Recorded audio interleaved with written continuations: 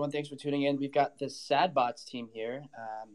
SadBots is really, since we first spoke, I know I was a tad late to that meeting, but y'all reviving, and the content you guys have been putting out, the way you've been building your community, the art, how we've been able to collaborate and communicate. Johnny, you've been like incredibly on point with all the crazy like design ideas we have, and sending it to us. I mean, there's been so much in the works in the last week, and I think the most successful teams in this space, what they get really well is that they just move fast, break shit, but they move fast, but with precision. And I think you guys have been doing that, and it's now, I mean, it has been apparent, but getting to work directly hand in hand with your team has been such a blessing. I can only like say that for a few of our partners, to be honest, and you guys are definitely up there. So really happy to have y'all on board for this Twitter Spaces. Learn more about.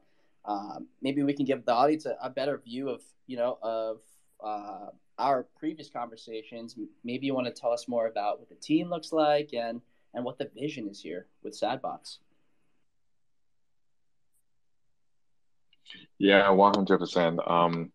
Yeah, I mean, like for us, it was an honor to, for you guys, like kind of like, yeah, we kind of like looking for some like different kind of quality alpha group. Basically, like, I mean, like the goal of our project basically is kind of like to have like a really quality holder base, right? So I think having Metaverse headquarter as like one of our major partners is something that we really want to do. Like, I think few weeks before, like we're planning on that already. So yeah, it's really good to connect you guys. Really cool to see like all these cool people here. And for SadBots team, we me, Edmame, and also Johnny, we all from Sydney, Australia, basically. And me and Edmame are actually real life friends. So we met quite a long time ago for quite some years, and then we originally just like more into like crypto stuff, right? Like cryptocurrencies and all those investment stuff. And then basically we got into NFT pretty much like early last year. So about a year and a half, something like that. And then, yeah, we just basically just start talking about NFTs, and then like, obviously it's a really cool concept. And then it's something that we think would be here to stay in the long term. So that's why, why don't we actually create something cool together? I mean, like, we always like invest into NFT as like coming from like a collector perspective. How about we actually create something to become like a kind of like a creator and founder of a project? So yeah, we kind of like sat down and need to see what kind of concept as we have. And then for me, I personally really into 3D art. But me personally, I'm coming from like a management consulting background. So I don't really have anyone in the art industry, right? So Edamame happens to know someone from his high school back then, and who is always like, already very involved in the 3D industry. So kind of like, introduce Johnny to me as well. So us three basically just sat together, like, brainstorming different ideas. And then eventually we come up with this idea or concept of SadBots. Basically, we want to have the focus on the mental health for our project, because I think mental health is something that, especially in this space, is something that people really overlook. So I think for the SadBots, like obviously the sad emotion is there, but after all, it's not something negative that we want to give out to our audience. It's more like because of the background of the story as well. It's something that we want you, at the end of the day, is about how these SadBots like kind of like rebuild, and also like coming back strong and have that positive mentality. Basically, also like considering how, the world ran shit for the past 2 years because of COVID as well. So I think like putting ourselves like human being kind of like into the similar position as Sapbot as well. So I think, yeah, having the mentality that like not giving up and also like really try to rebuild something from like even the world went shit, you're still having the positivity to stay strong, basically. So I think that's something that we really want to bring out to our supporters, to our audience, or even just to the NFT space in general. Um, so yeah, and then the rest is the history. I think we'll probably pass it on to Johnny to see like why he would come up with this kind of like design and also concept as well. Sure thing. Thank you, Ablita, for that. So, as Ablita mentioned, it was a pretty interesting path and idea that we took. I still remember the very first day where we all kind of gathered together, we sat down, and started brainstorming ideas.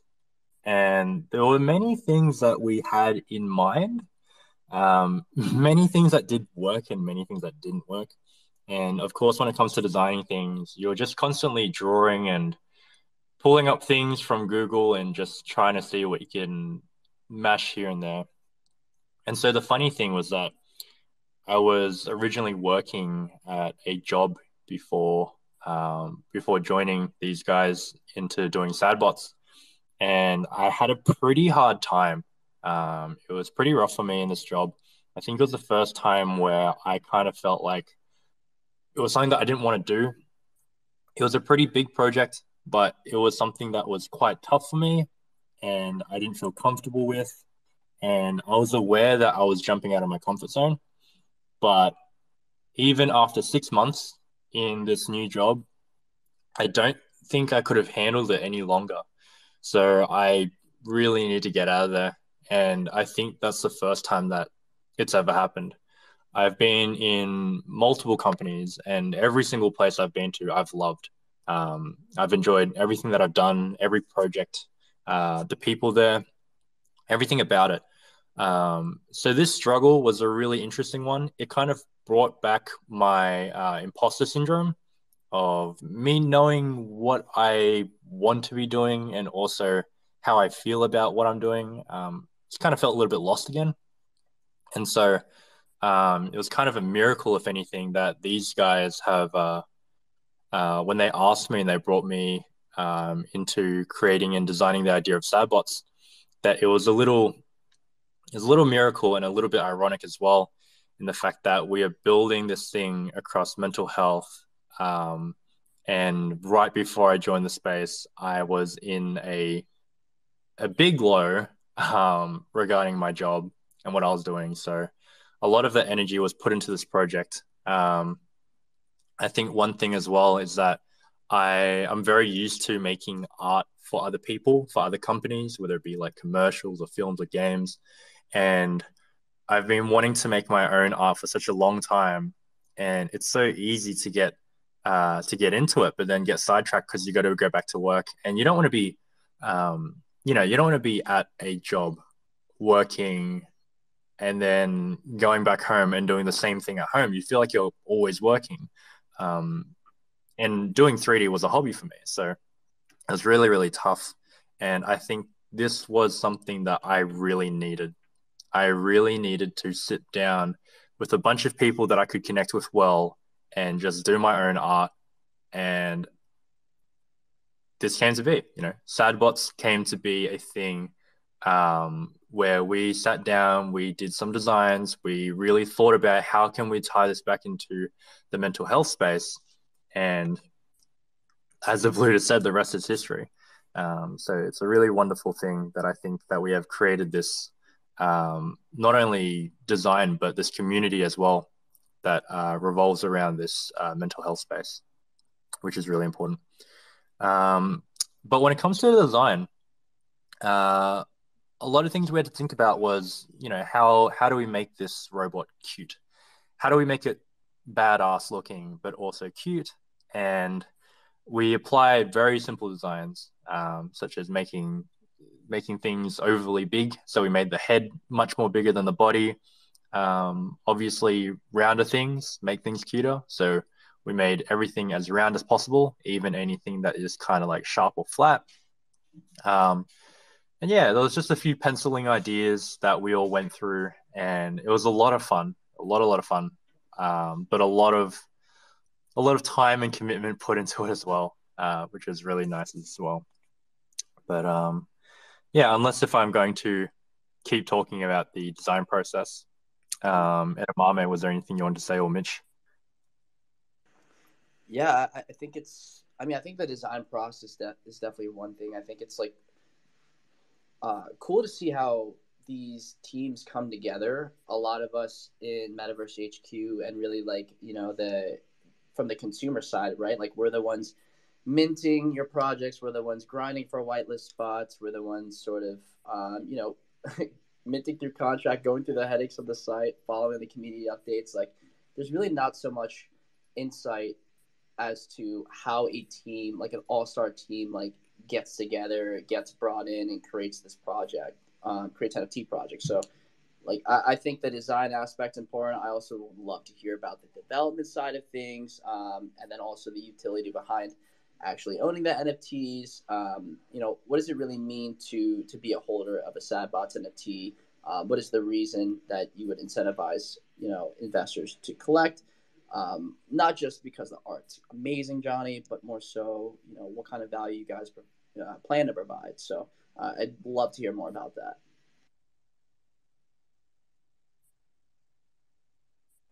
Yeah, I'm sure that Abluda can definitely have some answers for those.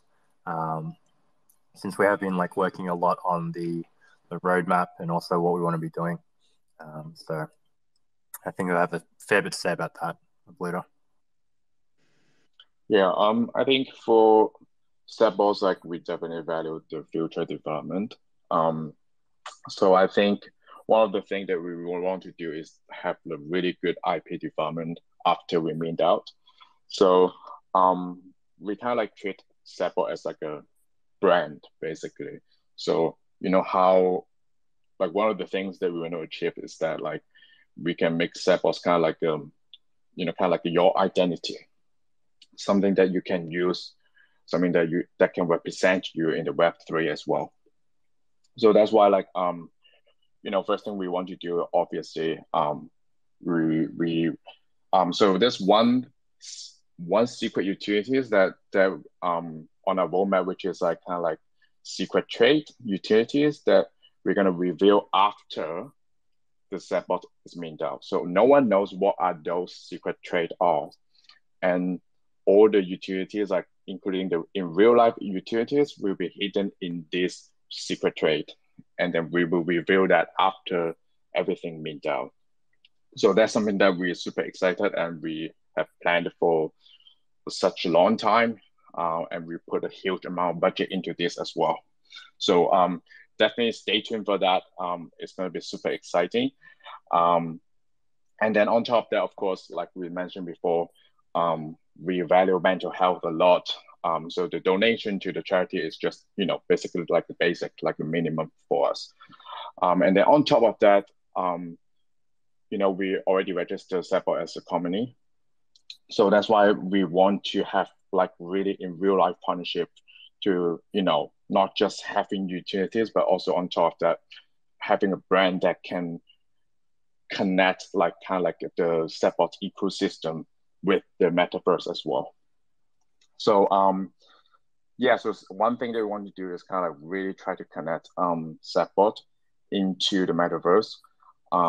Then on top of that, I think something that because one of the ideas that we have is having games or like really making the 3D Stepbot profile to be usable and playable in different metaverse platform. So obviously a lot of projects like mentioned like gamings and also like other application on metaverse, but like eventually it's really hard to achieve and implement at the end of the day. And I don't see many projects already did that or achieved that already.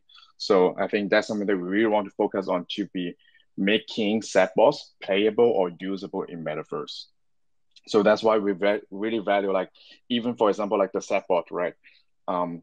Obviously we only have the upper body and also the head. So moving forward after the launch, we'll be like focusing on how we're making it more like playable, like how we use it as a full body, and actually using it in Metaverse or in Sandbox. I see. So I think that's a really cool concept that you're describing, right? Integrating your NFT collection into the metaverse, because that's not it's something that's like a little bit ambiguous, but I think the design process and how your NFT assets of one collection can sort of like be represented in a specific metaverse like the Sandbox or Decentraland, like that's something that is still a little bit lost on the consumer side of things. I think what we saw with Steph Curry's The Flow drop, presented by, I think it was Under Armour, they hosted it. You were able to purchase, one Steph Curry NFT, one of his shoes of 5. It was on Polygon.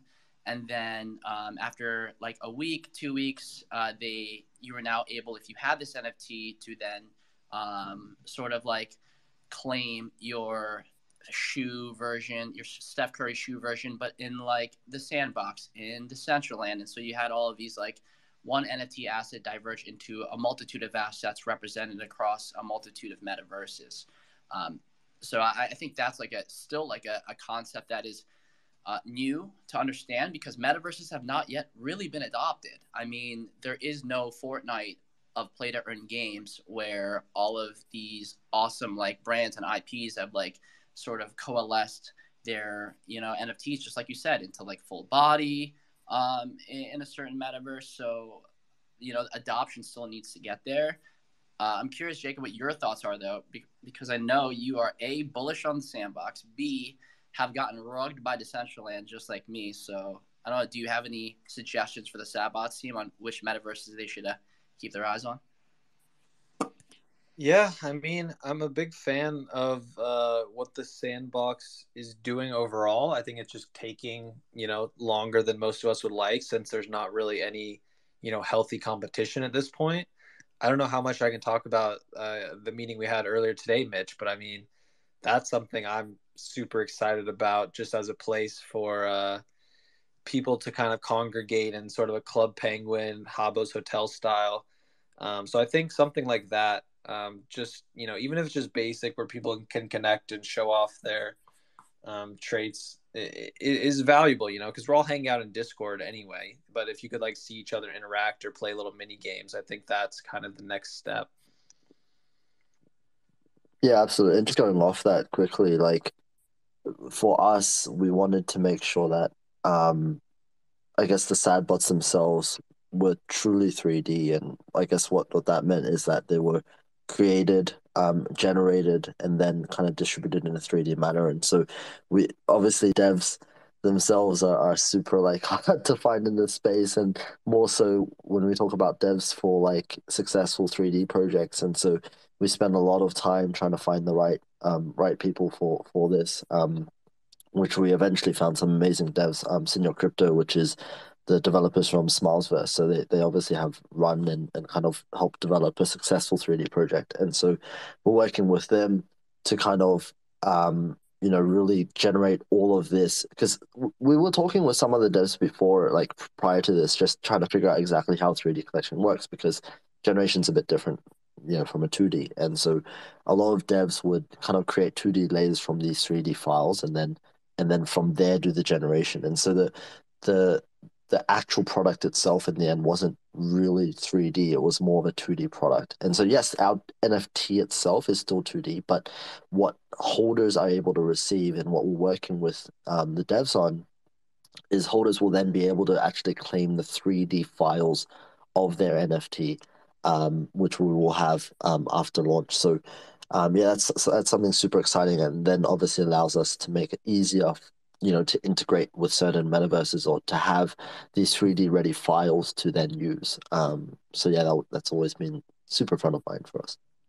I love that you sort of brought up the complexities behind launching a 3D project as opposed to a 2D NFT collection, especially the fact that y'all are working with the Smilesverse team. That makes me incredibly bullish, because those devs, funny enough, Meg Thorpe and I actually ran into them in Miami at Art Basel.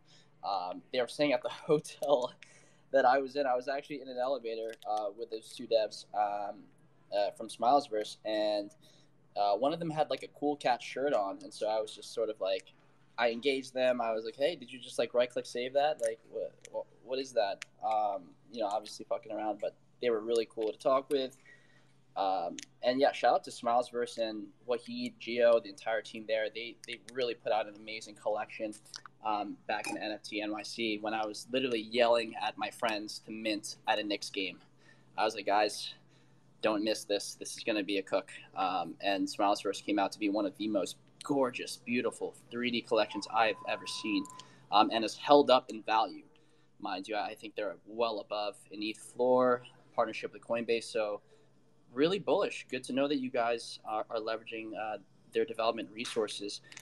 As far as like a 3D project goes, what I really love that you guys are doing, and at Smilesverse team, same thing with AR. Can you talk more about your AR applications when it comes to SatBots?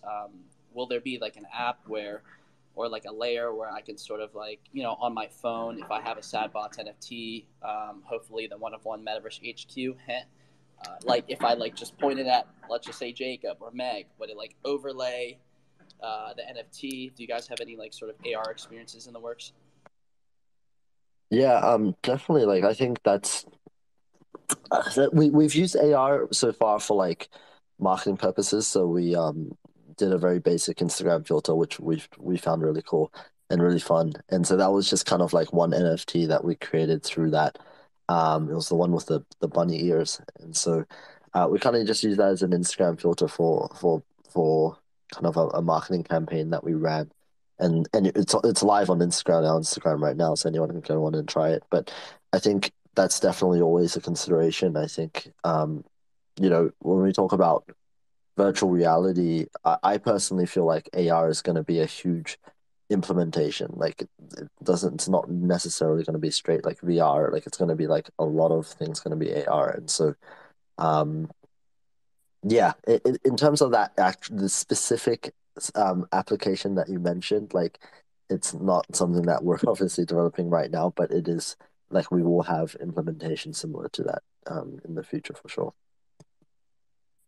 Yeah, definitely. And going off by that as well, a lot of projects that I've worked on in the past were definitely involving AR and VR, mostly VR in my experience. And there's a lot of cool stuff you can do with that. And implementing anything within the NFT space, including our project for SadBots, it'll be a really fun and interesting idea to do if we ever go down that route. But there's definitely lots of ideas for it, and it's it's now available to anyone that has a phone. Basically, a lot of the times before we think of VR and we need a headset or you need some kind of extra thing that you need to buy, but now with AR and just having your phone, there's a lot of things you can do. So it's really interesting when it comes to that area because the ideas are quite limitless. So yeah, it would be a very interesting area to go down if we do take that path.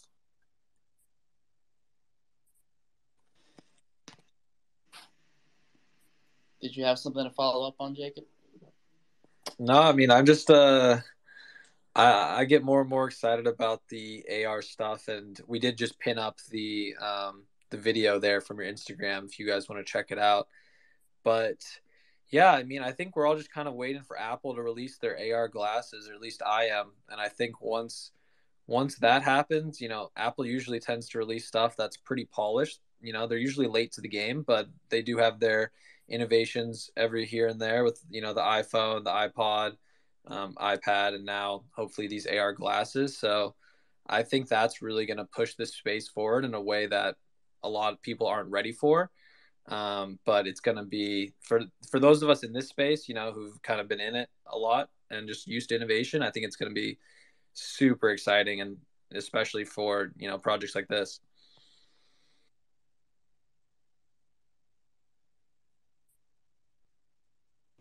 Yeah, agreed. So I'm curious with SadBot sort of, you guys coming up to the mint date here. What are some challenges that you guys are facing? What's on like the immediate timetable for all of you? I'm sure everything is like go, go, go, but can you tell us more about the process behind rolling this out coming up to the mint? Yeah, I think obviously for Sappos, we have really intensive 1 month prior to our mint date. So I think we actually spent a few months before the mid of January. So basically like all like basically the whole December was basically just planning out all the marketing campaign, what kind of partnership we want to form, or things like that. Like everything, like when we kick off in mid January, like everything was just exploded. So I think right now we are in the stage that, obviously we have less than 10 days before we're launching our first pre-sale mint. So basically, like right now, we're really focusing on, securing more partnerships to make sure we have a really quality holder base, and also like keep pushing on marketing as well. Basically, outreaching a lot of different audience base, because I know right now, even to this point, we still have a lot of different audience that we haven't outreached to. So that's something that we really want to achieve, to capture different kinds of audience in the NFT space at the moment. And then, yeah, in terms of other challenges, I think one thing would be, obviously we have a massive community in Discord. And our team size is relatively small as well. So it was pretty challenging in terms of managing the community. So I think, but also it's also fun to do that, because I think each of us has a task in terms of how we approaching, like how we like explaining our roadmap, also explaining our main strategy to the community, and that's something we're working on at the moment as well. Adam, Mami, you have something to add on? Yeah, no, I think you covered most of it, like definitely on the outreach part, but yeah, on the community building as well, like it's just been so fun to build this community, because I think from day one we've always wanted to build this community a bit differently. Like, yes, obviously we need engagement in there and everything, but I think it started off with our whitelisting process and also our events process. It's like we wanted to have a community that enjoyed being there more than just wanting a whitelist. And so, very frequently on a day or by daily basis, like we hold events. We had a karaoke event like 2 nights ago, which was super fun. Like we had like 20 people come on stage, singing. Like some were amazing, others were also amazing. They were good. But yeah, it was just super fun to like just to vibe and just to have like everyone come together. We've had mental health talks in the channels themselves. We've had treasure hunts. We've had a lot of different challenges and games, and I know Alexa, which is our amazing community manager, is setting up even more with the mod team. And so, it's just been super fun to do that. And we will continue to have a lot of those coming up to launch as well. Like we want to make sure that, even past after we sell out, like, people aren't there just for the quick flip. Like people are there because they truly enjoy the community and truly enjoy being there. And that's what I believe creates a long-term project. So yeah. I can definitely back you up on that as well, because I've been really busy with doing the art, and it seems like that's all I really do nowadays is just jump online, mash up some art, and then repeat the next day on and on. But one thing I definitely say is that every time that I jump back on the Discord just to have a chat with everyone, I'm stuck there. Like I'm there for a solid hour or nearly two, and take away from what I need to do, but I just can't get out of there. Everyone's constantly talking. It's a great space. People are wanting to do things with each other, whether it be like jump on voice and play some games, or just talk about anything that's on their mind. I know that we have a mental health channel that a lot of people usually like go over on and just talk about their day or something that's on their mind. So it's a really amazing space at the moment. And yeah, just the team have done an amazing job with building this community and pushing forward this project and really making it known.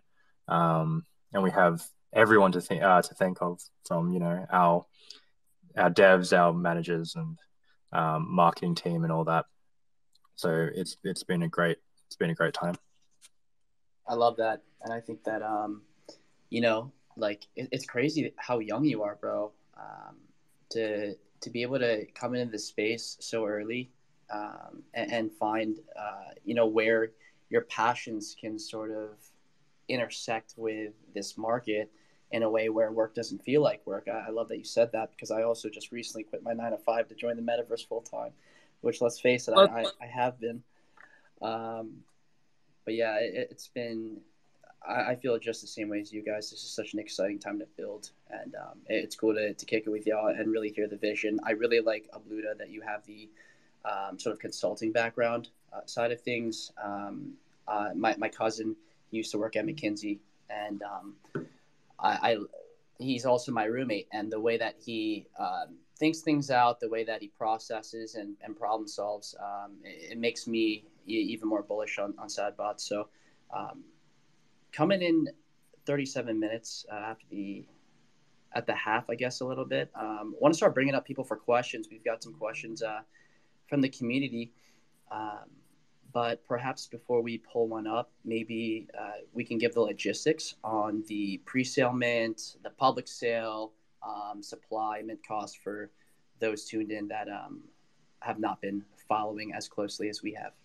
I think you might be forgetting something as well, Mitch. There might be a little sneak peek to share, or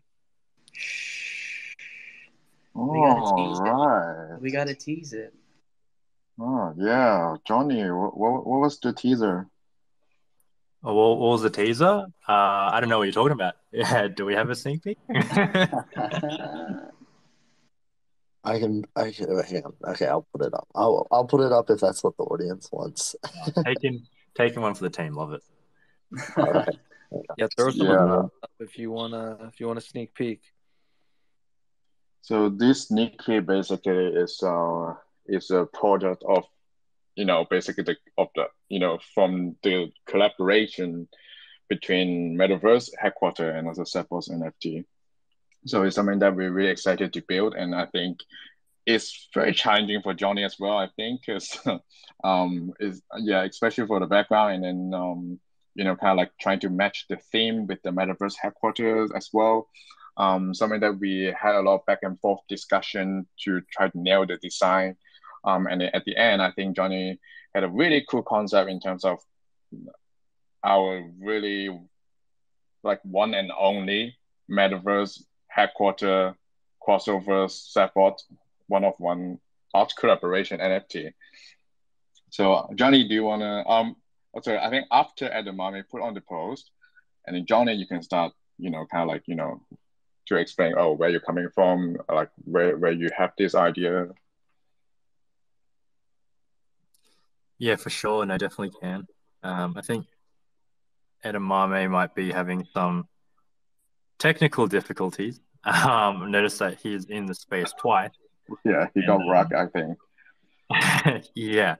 So while we're waiting for him to reconnect, I guess I can quickly go over a bit of the design process and thoughts. So one thing I'll say for that, regarding this particular one-of-one for Metaverse HQ, it was a lot more different than I thought it would be, because the other art collaborations that I've been on, they have a collection that we can see. They have, an idea that we can follow. They have a bunch of traits as well. So we have a pretty good idea of what to do to make that bot. But when it came to Metaverse HQ, interestingly enough, it was very open. We had a very solid idea of the colors and the base of what we want to do. We had a really solid idea of the theme that we're going for. But when it came to ideas of what to have and what to put, it became a lot more difficult than I thought, because of just how much freedom we have to create this bot. So it was a really fun one to do. This is also the first time where we have a background that is fully modeled as well. It's a very simple one, but really nice and clean looking. And I think, from last night, it was quite intense, trying to get everything working because we had things clashing here and there. We wanted to be super awesome. But obviously with the colors, they were super poppy, so we need to make sure that we could tone it down a bit by having something in the back really simple. But yeah, it was really, really fun to make. And as much as there was so many things to think about, in the end, it came out to be looking really awesome. And it's up. It's up on our page. Hell yeah. Oh, shit.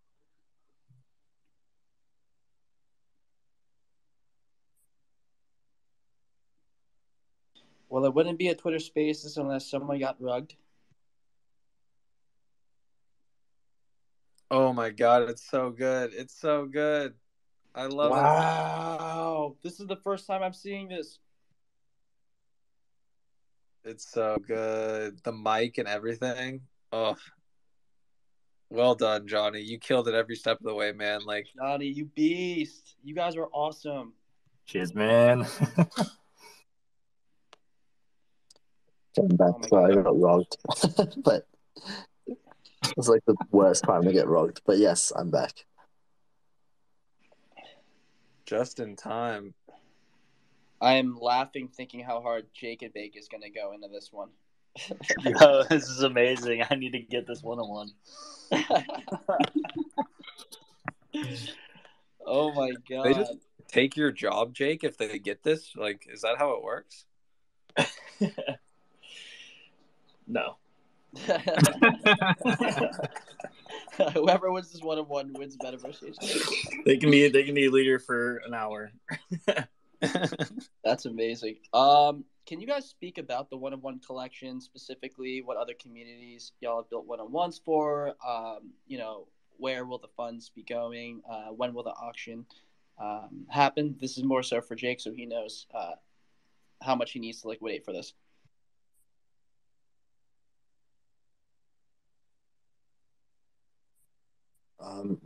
So we've done. So the one-of-ones are basically a mix of, I guess, valuable partners for us and kind of just things that Johnny thinks is cool. So we kind of like so with the partnership so far, who we've announced so far is we've partnered with obviously you guys, which has been super fun, and then we partnered with Crypto Moris as well, and they've been they have a really really cool community, and we felt that their message of kind of like living your life to the fullest really resonated with us, and so we partnered with them, and so if you guys scroll on our profile, you'll be able to see our Crypto Moris collaboration as well. And then the rest of the one-of-one. So we actually that's the first one we announced. The second one is you guys, and so future one-of-ones or the next ones that we release, there'll be non-collaborative ones as well. And all of these will actually, our plan is to have them in the actual collection, the OG collection, and so that will be available as a super rare one-of-one within the collection. In terms of like how funds are used or where funds are for each one, I think it depends on the project that we're working with and our arrangements with them, especially if it's a more, if we're collaborating with like more independent artists as well. I think it's a different, like obviously arrangement there. But so we're super excited to reveal some of the. We're still trying to figure out whether we want to reveal like all of the one-of-ones before Mint or like we want to save some for surprise. But Johnny's been whipping up some super, super cool stuff, which I can't wait to show off. There's definitely a lot of brainstorming involved. There's a lot of cool ideas where I just kind of think, oh yeah, that would be really nice. And you write it down, and then you think about it for about an hour, and then you realize how much that will not work with what you're doing. And so there's a lot of ideas that have been written down, and it's kind of one of those things where you just scroll and keep going through it to see if it'll work with what you're doing. And if it does work, then the rest of it is obviously executing it and see if your ideas will look good as well. And I think so far the ones that we've done definitely have gotten to that point where I've been very happy with how it's been looking. And even though I'm designing all of this, and even though I'm thinking of the ideas, I'm constantly jumping back and forth with the team and bouncing ideas with them. Just asking like, does this work? And what about these things and whatnot? So they all have, as much as they're not doing any of the art, they're all having a really strong input in this as well, helping me out with, figuring out ideas that I can't just think of by myself as well, which is really nice, because I always believe that even if I am the one that's doing the art, I always believe that's a team collab, and we're doing this all kind of like together. My art can't be out there unless if they're out there as my team's out there as well. So yeah, there's a lot of cool things that are going to be up. I'm really excited to have them up for sneak peeks and whatnot. Again, as Edamame said, not sure if we'll have all of them in a sneak peek. I think it would be cool to, but I guess that's something that we have to think about. But yeah, there will be a few more coming, guys, so keep your eyes peeled.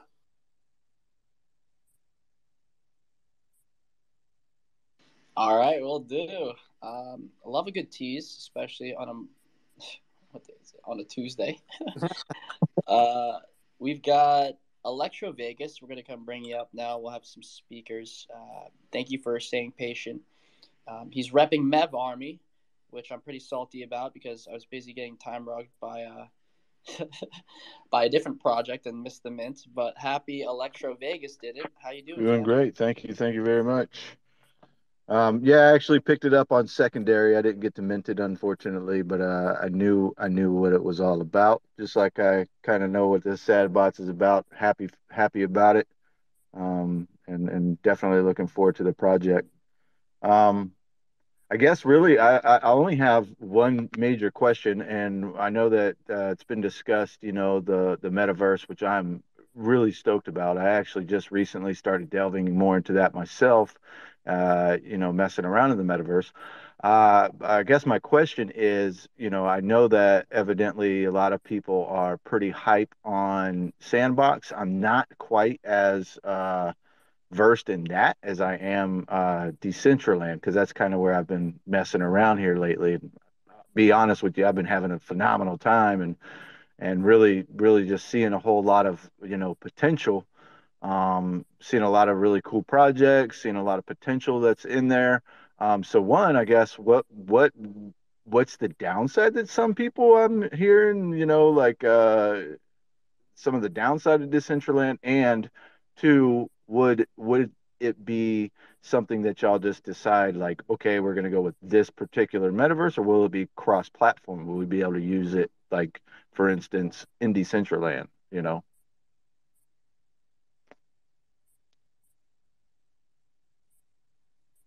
I think for Sandbox and Decentraland, obviously both are pretty relatively mature platforms. I think for Sandbox, like, we obviously ideally want to have like a cross-platform application at the end of the day. But I think me personally, I'm a fan of Sandbox, to be honest, because they just pretty much like trying to do everything, and it's the closest image that I can imagine to like what Metaverse would actually looks like eventually. So I think I would be definitely down if there's any possibility for Sandbox to be playable and usable in Sandbox. And then for Decentraland, I think they're still rapidly developing. And I think at this stage they're generally more playable and usable compared to Sandbox. But I think it really depends on their development timeline and also what kind of stuff we want to do in the metaverse. And then eventually we will decide whether, we can do some kind of like cross-platform stuff, or like maybe just focusing on one solid metaverse platform? Okay, thank you. Great question. We're going to bring up Amayu. Thanks for coming up to chat, Electro Vegas. Hope you have a good day. And we're also going to bring up Hedamame. He's requesting to speak. Maybe he's got a question for us. Yeah, who's that guy? And Ronaldo as well. One of them won't get rugged, right? We'll see. It is Twitter. We got Jinzo joining in the audience. Welcome, Jinzo. Oh, what's up, Daddy Jinzo? Metaverse HQ GOAT. Ronaldo, looks like you made it up here alive. Made it past the Twitter gods. Hey, hit high gas. Welcome. You made it. You meant it. How you doing? Can you hear us? Do I need to talk? Oh, hey. Welcome. Hello. Hi. You're a little bit muffled to me. Can you hear me? Very slightly, sir. Okay, wait. I will be back in 1 moment. Okay. In the meantime, we've got Amayu. He's repping a Beings.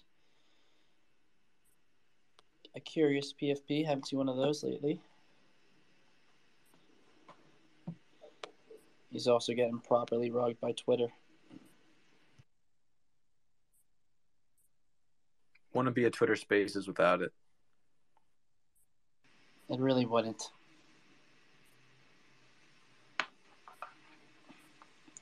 For some reason. Oh. Okay.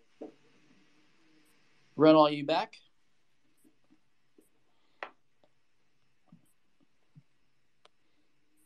Amayu is like stuck on connecting. I know. Oh, baby. Oh, baby. Adamame, glad to have you back up here, brother. Thank you. Hopefully, I'll stay here. Yeah, kept rugging, so should be okay now. Okay, Bando, care to come up here and FUD the project? Master FUDder. We love Brando. We need him to FUD Twitter Spaces at this point, honestly. Twitter Spaces to FUD Twitter. Okay. Yeah, maybe while we're waiting to get some of these people up here, I know you guys, we talked a lot about kind of the origins of SadBot and the mental health aspect of everything. You said you wanted to give everyone an identity in the space. So obviously that's going to play into, the traits and the design and making sure that people feel or see themselves in their SadBot. Is there any, I guess, how did you go about that process, or what did that look like to make sure that, you could have the be individual? So when it came to the idea of how to keep the SadBot design, as well as like anything that connects with it, whether it be like the traits or the items that it carries and all that type of stuff, I think the one thing that we really needed to be clear on was the color palette needed to be clean, and so that anything that goes on it will always be you'll always be able to recognize the SadBot, and that the iconic face and logo design would stay. So I think when we were thinking about the ideas of how to go with SadBot, I remember Edamame mentioning that he wanted to make something regarding maybe like a junkyard bot or something unused or a little bit dirty, which is what we tried to go for. But really quickly, we noticed that it became really messy with anything regarding rust or dirt. And so it became harder and harder to kind of add on anything on top of it without it kind of mashing these different colors together and being really unclean to see. So when it came to these sad bots, we had to think about if we were going to add anything on it, what would make it always look good, even if it was by itself, even if it was just one item without anything else. And so when it came to the color choices and materials, we went for a really, really clean slate. And that made anything on top of it really easy to see. So we kind of chose this kind of really simple white shine to it, almost as if it's been just painted white. And so I think when it comes to the other objects and whatnot, I kept thinking of something very metallic, very metal, something that fits a robot. So everything else started becoming really shiny. And then I noticed that having anything shiny always makes it look super sick. So we just kind of kept pushing for ideas that had anything regarding this really nice shine, really clean look, nothing really too dirty, so that everything would always match with each other. So I think after that, we kind of scrapped away the idea of having a junk bot, and just went for this really nice, clean looking one. Because I remember it was a conversation really early on that we kept mentioning and we kept talking about, which design do we want to go for? Do we want to go for dirty or clean? And I guess at the time when making these, I have to put in more effort to make something look dirty, whereas something really clean was really easy. So when it came to concepting designs, before I could even put any more dirt on it, I just kind of put up the clean model. And I think after then, we kind of vibed with it more. So instead of just concepting it and then making it dirty and whatnot, the concept itself was enough. We saw enough of it and we're like, this is looking great. This is super clean. And we went with that. So when it comes to the sad element, I think it's really easy to have anything on something to make it look sad, whether it be like tears or facial expression or maybe even something it's carrying. But again, we didn't want to make it so that our items or our accessories, mainly the head accessories, would cover anything on the face that would make you not recognize that it's a sad bot anymore. So one thing that we definitely thought about was anything that we had covering the mouth, we still wanted to be able to show an element that it's a sad bot. So we also had the eyes as well, that we had different eyes where they can change that kind of show that sad expression. And then over time, I started realizing things where it's like, if I add this on top of it, you cannot recognize that this thing is a sad bot. So this is kind of where our logo came from. We just had the front of the sad bot. We had an outline of it. We had a really nice clean design. And I obviously knew something was missing. And that's where I kind of added in the lines in as well to kind of give it that unique design where people can tell exactly what it is instead of just a round ball with two rectangles on the side of its ears. So the mouth was actually probably one of the first ideas that we had, just having a sad mouth. And it worked really, really well. And we've chucked it in everywhere. So I think when it comes to the design of this, we definitely did not want to cover the mouth too much. We have some things that go on top of it, but you'll nearly always be able to see the mouth as well. And I think that kind of ties back into the design of knowing that it's a sad bot. Yeah, and just to add to that, like from kind of how people identify with it from a mental health perspective, we wanted to we felt like the whole conversation of mental health, like especially like as an NFT space, like it's kind of like a very more so like lighthearted space. Like everyone's kind of like, in here vibing. And so we felt like coming in with something a bit more serious like mental health, although it's necessary to talk about, we needed to find a way to do that would be not so like in your face. And so we felt like this idea that a robot could be sad like would be an ironic yet kind of lighthearted and funny way to kind of open up the conversation to something a bit more serious. And we felt like, kind of like the fact that a robot itself is sad, you're thinking about a machine that's not supposed to have emotions, feeling sad. It kind of allows people to identify with whatever they're going through and kind of understand that, it doesn't matter what it is, whatever the reason is, that like it's okay to be sad and it's okay to feel that way. And so, yeah, that was definitely kind of like the concept behind this.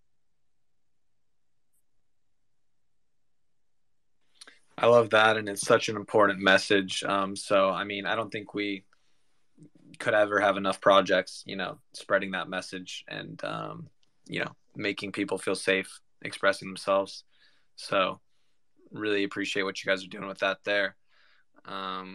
Looks like we got a couple new faces on the stage. Got Bando, Shin, and Ronaldo. We'll start with Ronaldo if you're properly unrugged and back here. Yes, I'm back. My question was, where did you guys go for the Dutch action phase? Sorry, could you repeat that last bit that you mentioned? Where did we go for sorry? The Dutch action phase, like for the mint. Did you say Dutch auction? Oh, Yes. Right. Abluda, did you want to elaborate on that? Sorry, what was Why the did we question decide again? to go for the Dutch auction for the public mint, the first Right. stage? Okay. So, basically, we think Dutch auction is pretty important for one thing, controlling the gas fee as well for people, so they can basically mint at the price that they're more comfortable with and mint at the price that they're willing to pay. I think at the end of the day, we don't want to have a like so-called fixed price for our support. We want to let people to decide it. We want to let people to decide how much of the value originally for the support is. So I think, yeah, basically giving people more freedom and also in terms of like giving people like kind of like whenever they want to mint, they can still mint it. So it doesn't have to be rushing for like, for example, like a public sale or something like that. And on top of that, I think it's good for us in terms of having the momentum after we mint now as well in the secondary market. Obviously, a lot of projects recently basically started using Dutch auction more often than usual. I think it's something that we want to adopt in for our support project. And then we have some trick about it. We put the Dutch auction before our pre-sale and also only put on like a small portion of our total collection into Dutch auction. So, which is, kind of like at the end of the day, we're still giving a lot of value to our pre-sale holder. And then also we're still giving a lot of chance for people to meet at the price that they want in the Dutch auction.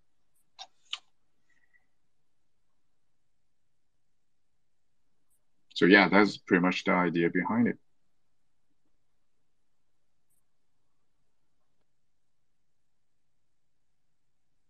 Awesome. Hope that answers your question, Ronald. We've got before Shin, sorry, Bando. What's up, baby?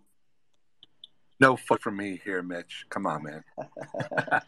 No, I like the project. I like the art. I actually got in like last week. I grinded my way up actually to level 3. And I know I got access to the Mutant Ape and Doodle Holder channels, but the whitelists were already taken there. So there's some big project holders interested in this, which is good. Abluda, you actually responded to my message last night about opening the support ticket. I'm just having some trouble with a collab land verify for my ape, so I could hopefully get the whitelist through there through holding an ape if that hasn't filled up yet. But yeah, like what I'm hearing, like what you guys are saying, and like the art. But yeah, no questions. Awesome. Thanks, guys. Thanks for having me up. Thank you so much, Bando. Appreciate it. Yeah, thank you very much.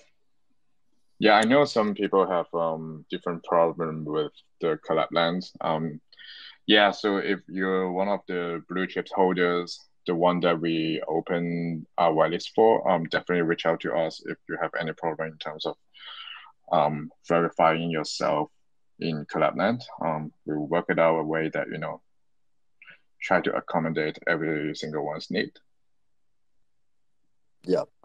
Just in BAYC, there are still spots available. So, Yes, so once we verify yes. that, we can help you with that one. Okay, great. I'll get on that ticket. Thanks a lot, guys.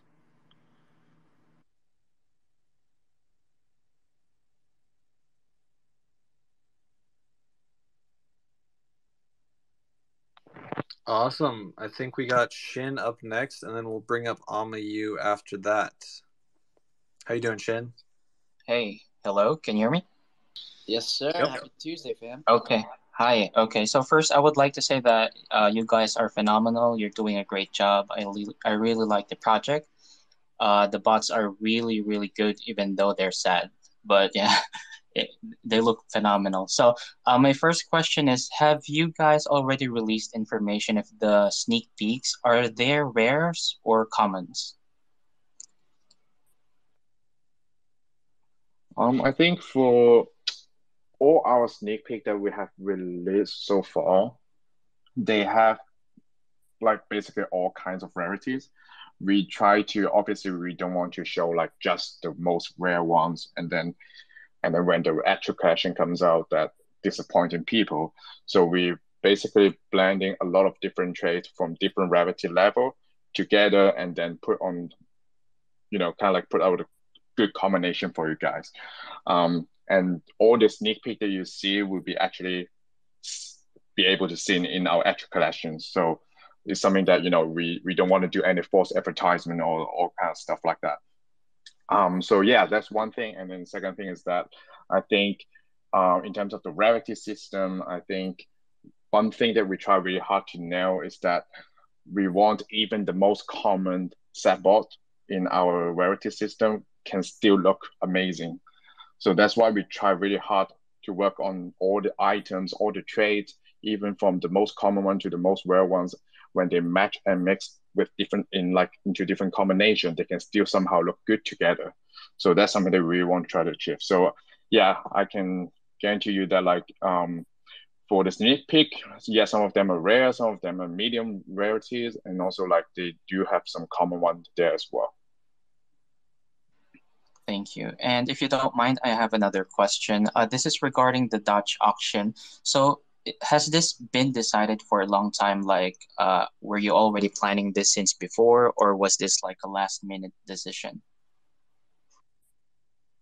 For the Dutch auction, it was planned basically for the, I think during the past two and a half weeks. Yeah, we kind of made a decision 2.5 weeks ago.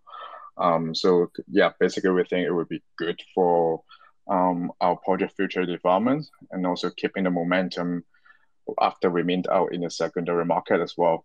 Obviously we see a lot of projects, that got really hype prior to the launch, and then everything just got dumped into really bad price level in the secondary markets. That's not something that we want to see. We want to provide value to our holders.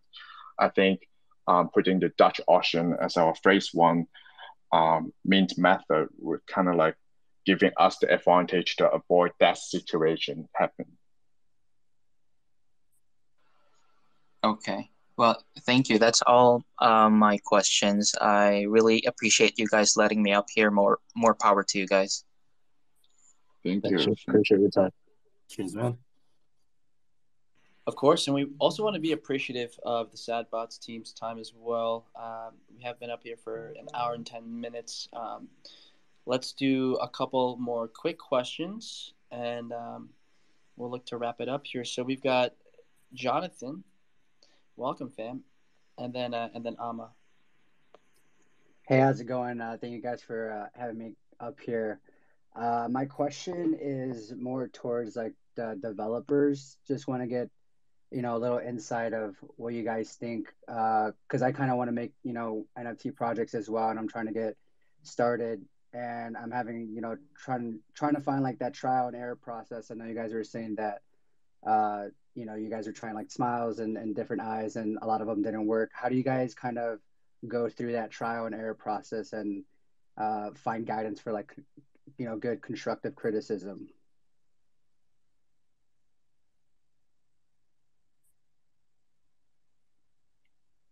Johnny, you want to go first on that? I think.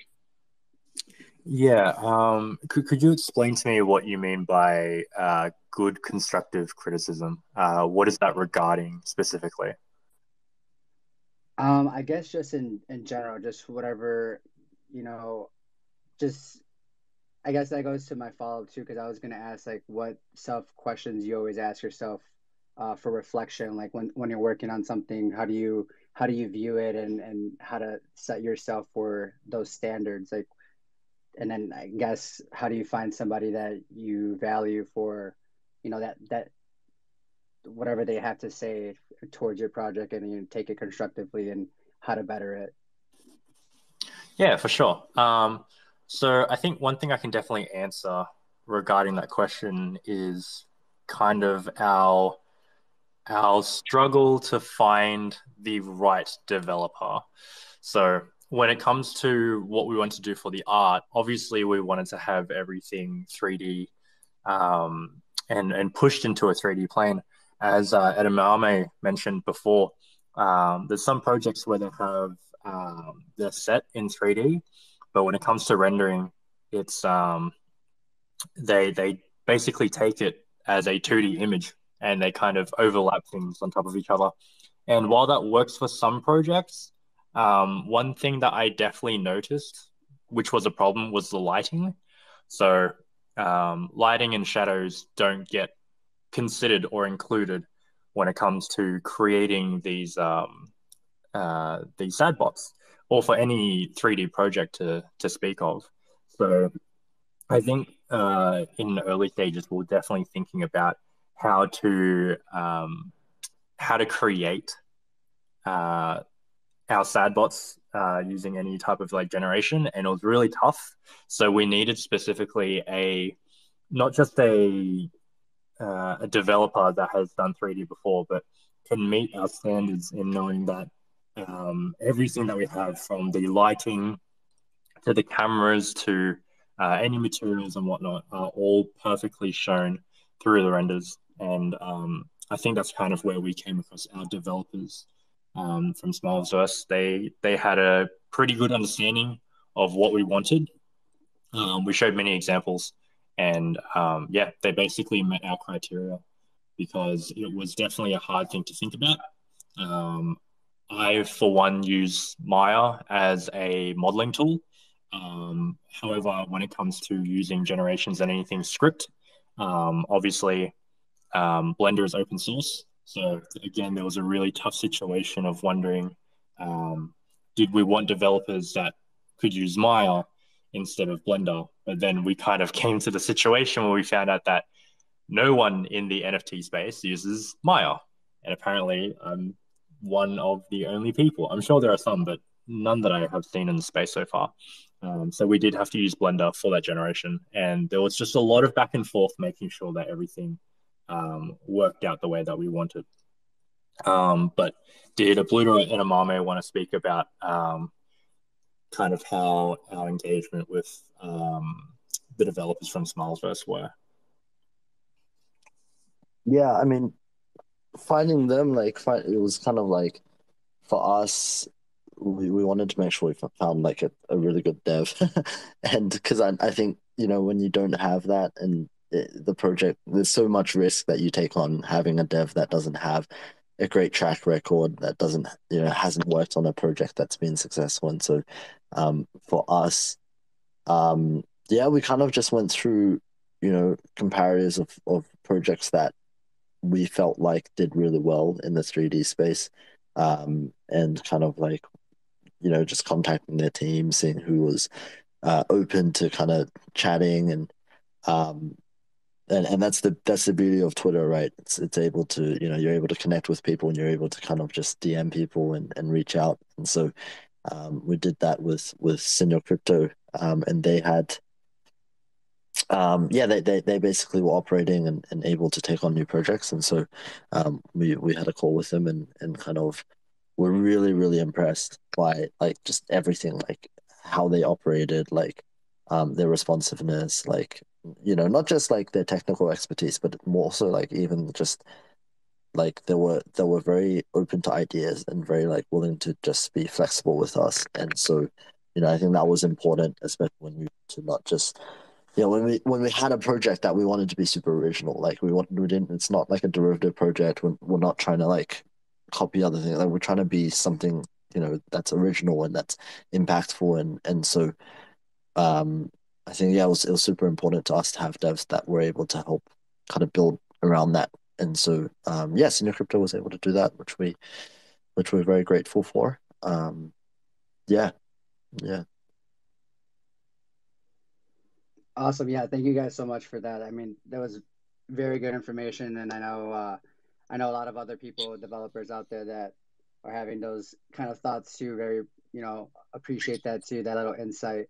I know I do, and I appreciate you guys' time, and I love the project. I know I love that it's tackling like mental health and everything, because yeah, it's not a bad thing, and it's a beautiful thing, and that's kind of how it's good that you can express that in an NFT, because it's not a bad thing. It's so beautiful and it's unique, one of one, just like everybody that has it, battling it, that has beautiful thing. And love you guys. Thank you guys for having me up here. You're beautiful. You're a one of one. Thank you Thank you. for Thank you, thank you for Jonathan. coming up, man. We've got Ama. Hey, Ama. Has Twitter unlogged you yet? Hello, hey. Thanks Hey, for what's up, having man? me. Yeah, I'm good.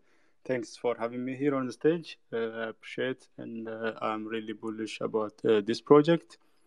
Of course, I want to mention, like others, about the aspect of mental health of it. It's really great to see it in this lens, because it's very important these days, based on, of course, what's going on in the world. My question is actually about the holders. You mentioned the holders will have a 3D file of the NFT item. Is that means they can actually 3D print it, or would it be there will be kind of a 3D printed version of this? I mean, I feel it as it's gonna be kind of emotional friend element where you can have it next to your bed. I don't know if there's such thing. You can Yeah. physically engage with this product. I mean, if you have it in, I'm an architect, so I know what the physical model means than something on a computer or something 3D. No, I mean something 2D plain. I was thinking there is some intention in that way, so the holders can experience a physical aspect of the items. Thanks. Yeah. So no, great points that you brought up there. We may or may not have a 3D sneak peek coming out soon, like a physical one, so stay tuned. But so we definitely do have that intention. I mean, with the 3D files themselves, like every holder will get access to it, will have a claiming mechanism for that, and so what you do with the 3D files at the end of the day is entirely up to you. And 3D printing is definitely one of them, and so is one of the applications. And so without obviously in the roadmap, we as a really brandable project, we wanted to create merch, and merch being extended more than just hoodies and clothing. We wanted to extend that further to kind of like these 3D models or these kind of figures as well. And so I mean, in a short way, yes, definitely we will have that intention. And Okay. I mean, I'm just saying, I'm still whitelist candidate, so I think I will make it in a couple of days. In case I get the chance, so I want to have it the 3D file in a way that I can actually. I mean, if that 3D file can be supported by these, 3D making machines. So that's if that's possible to provide the 3D file in that way.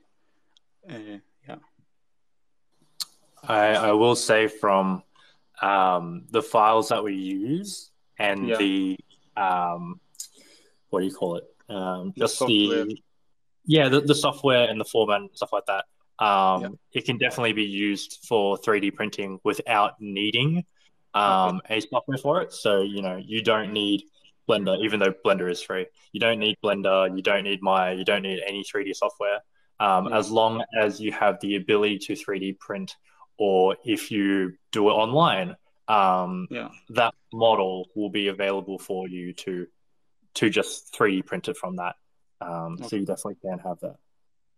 Okay, perfect. I will be happy to try that. Thank you very much. And I'm looking forward, and I hope this is going to be one of the big projects, and I'm excited about it. Thanks, guys.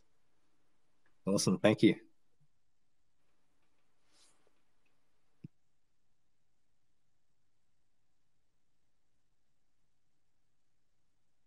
All right, cool. We've got Ifat. Sorry, I don't want to butcher your name. Welcome. Oh my God, I think you were the first person, one of the 5 people ever to pronounce my name right. Let's go. Let's go. Whitelist me. Huge. Whitelist. That's a big plus for you. Anyway, I'm completely hyped up on coffee beans right now when it's 1:30 a.m. in Israel. I do have a question, but I did want to start by saying thank you so much, because I'm completely new to this, and you're one of the first channels I've taken interest in.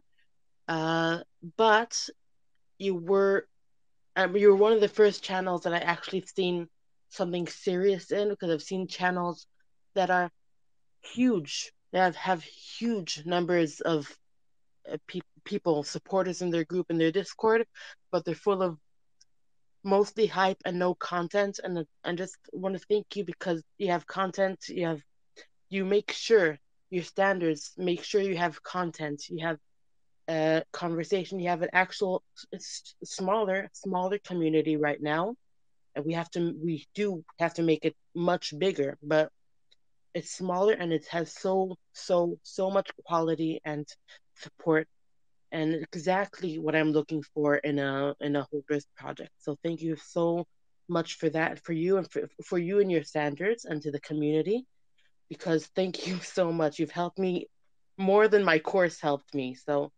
thank you so much for that. First of all. Second of all, I wanted to ask about the whitelist qualifications, because I just wanted to make sure that it's still level 7 and 10 invites, because that was published a very long time ago. Well, kind of a long time ago. So I just want to make sure that that's still on. That's the first thing. Yes. It's definitely still it's still alive right now. We are still using the standard to give out our whitelist candidate role at the moment. So basically, the whole idea behind the system like this is because we want to filter out the people who are not like a true community builders, who are not really here with us, like, because obviously there's a lot of hype project that you just mentioned just now. They have a lot of like flippers. They have a lot of people just came here to grind for the whitelist and then dump after the main date. So we trying really hard to avoid situation like that, because it will really hurt the project development after we mint out. So that's why, yes, I understand that it's not an easy way to get whitelist in our project, but also at the same time that I think our hard work and our time that we put into this will pay off, because we really value and we really care about the future development of this project. And that's why we have this different layers of whitelist system to make sure that we can filter out, we can basically like have the most, like strong, and also like the actual holder who will be here to stay with us in long term. Yeah. Okay. So level 7 and 10 invites is still on?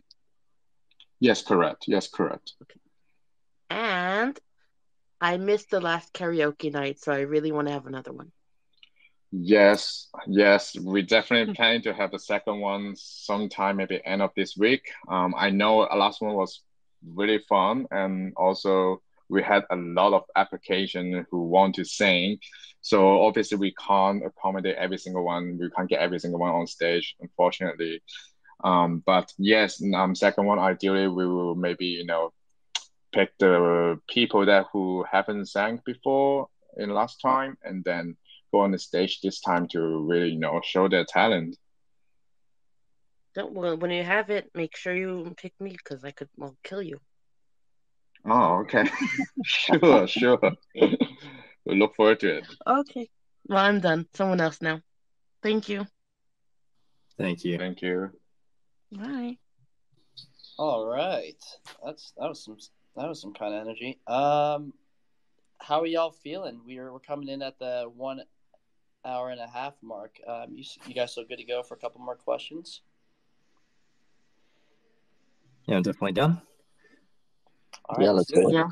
We're gonna have the last two speakers, Cool Yogi and Wazap, and whoever connects first hits the high gas, gets to speak. Also, wow, were these cozy penguins a free mint? They are ripping. Yeah, they're free. You probably snagged them, Jake, didn't you? I did. Oh, my guy, too busy on Spaces, not enough time degenning like I should be. Hey, Cool Yogi, welcome to the stage, my friend. Can you hear us?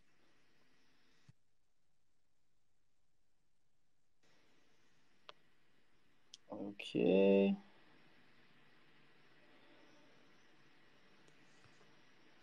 We got Wiz up as well. All right, we're gonna bring you up as well, Great Grandpa.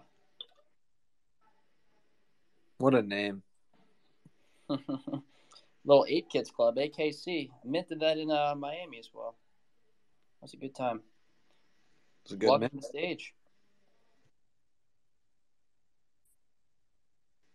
Great Grandpa, can you hear us?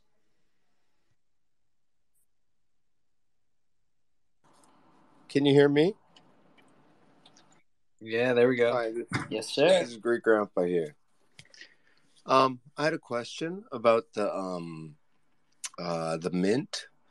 You guys are doing the Dutch Virgin thing. I was wondering if you could explain the why of it all. Yeah, sure. I just briefly went through that just Oh, then. sorry. So basically the idea, it's okay. So the idea behind it basically is that we want to reduce the gas war situations. Second, we want people to have freedom to mint at the price that they're more comfortable with. And at the end of the day, we want the community, we want our future holders to kind of like have a say in terms of what they want the initial value is for our support. So yeah, so that's the thing. And also I think because a lot of projects recently adopting the Dutch auction as well. So I think it will be pretty useful for us to maintain the secondary market's momentum and also just the general average price level to avoid the situation like, hype and dump situation. Mm-hmm. Yes. Okay, thank you. And I just wanted to thank you guys for creating this. And the theme is wonderful. And because of how the world is now with all this COVID and everything, to attack mental health is very good, I think. So thank you very much. Thank you. Thank you for your support.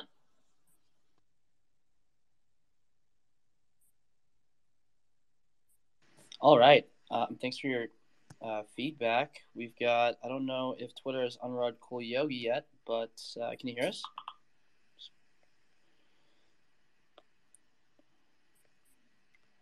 Oh. Okay. If you're chatting, if you're speaking, we can't hear you.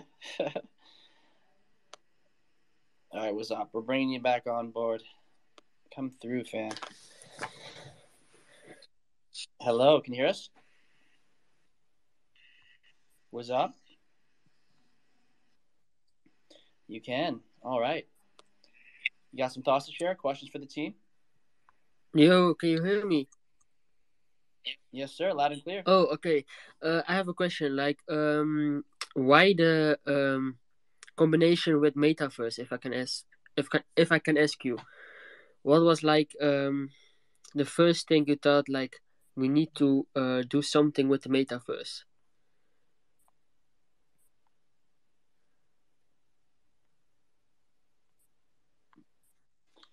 Yeah, so I believe we answered that earlier, but do you just want to give a quick recap, I guess?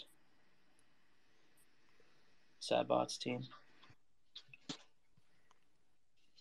Oh yeah. So I think for the metaverse application would be like the integration would be like step by step.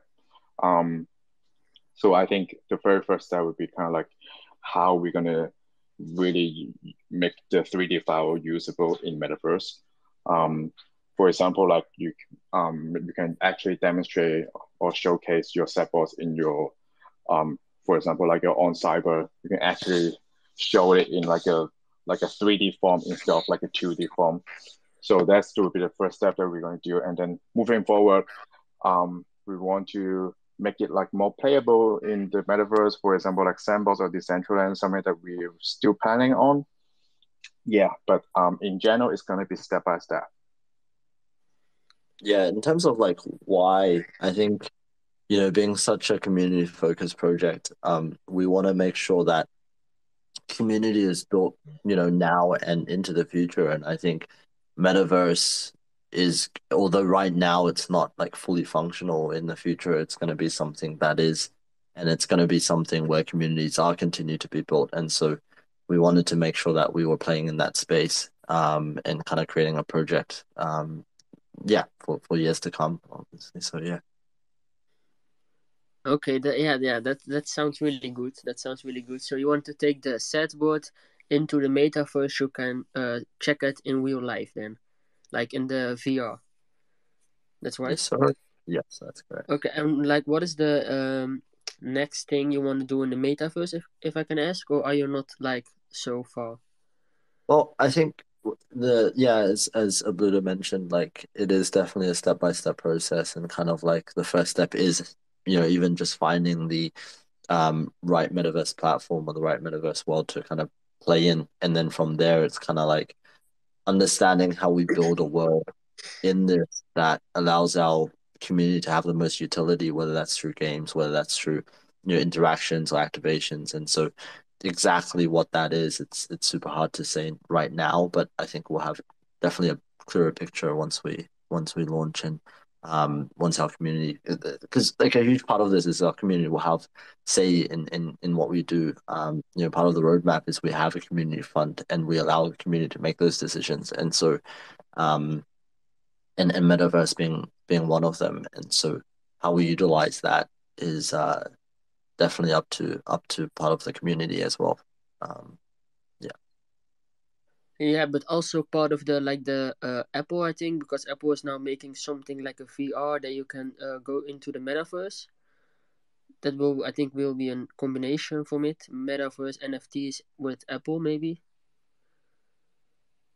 Yeah, I believe they're having an AR glasses that's coming out. Yeah. Okay, that was all my question. Thank you for this.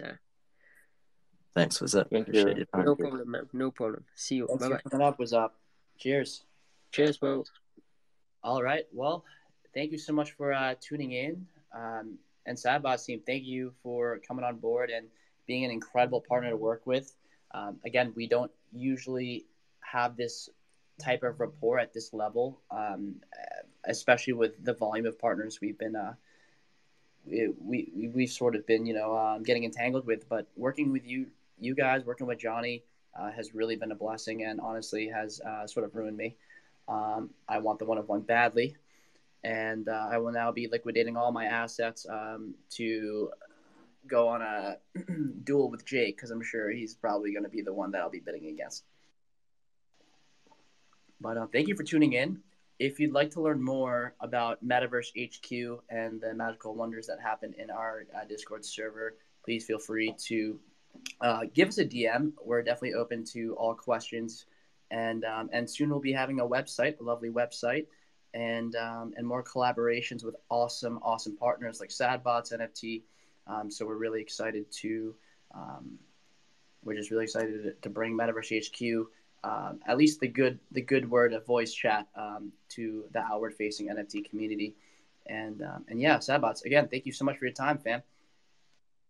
Thank you, Mitch. Thank you, Thank you very Metaverse much. HQ team. Appreciate your time. All right, cheers and good luck with the drop. Let us know how we can be a better partner to y'all. 100%. Thank 100%. you. Thanks, you audience, for tuning in. Appreciate it. Thanks, everyone. You guys are awesome. Thank you, everyone, for Thanks, y'all, tuning for in. joining us. We will see y'all in voice chat if you're a Metaverse HQ member. If you're not, again, feel free to slide in the DMs and ask some questions.